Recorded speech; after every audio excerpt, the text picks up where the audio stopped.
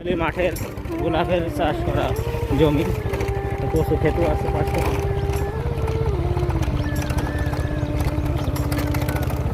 এই যে একটা বিশাল গোলাপের ক্ষেত, ভিতরে ছাগলে খাচ্ছে।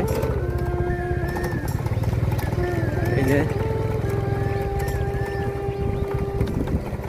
পাশে গেন্দা ফুলের ক্ষেত, এক ভাই কাজ করছে। পাশে আরো গোলাপের ক্ষেত আছে।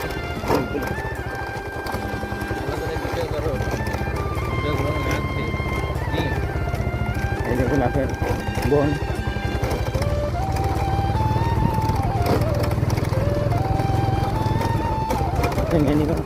ম্যাক্সিমাম জমি সব ফুলের চাষ।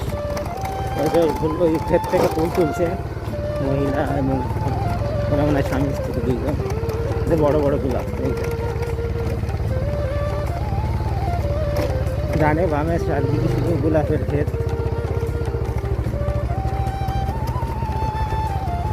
মাঝখান দিয়ে দেখছি কোন মেঠো রাস্তা, কি করবো সামনে তো ঘুরে যাচ্ছি।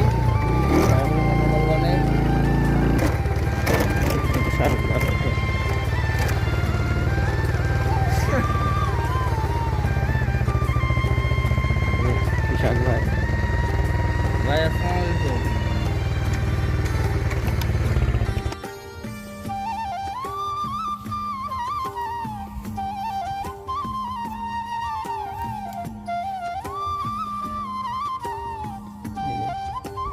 ক্ষেত থেকে ফুল সংগ্রহ করছে, যেটা যেটা বিক্রি করার মতন।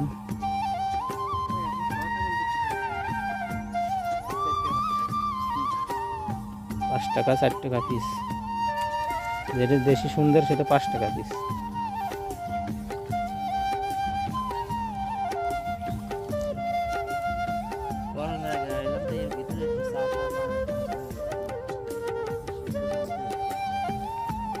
দেখেন কত ফুল ফুটে আছে, গোলাপ বাগান।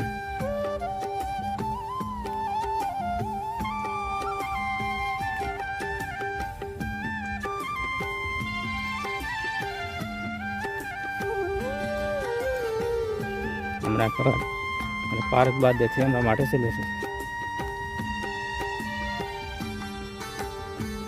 ভাইয়েরা এখানে ফুল তুলছে।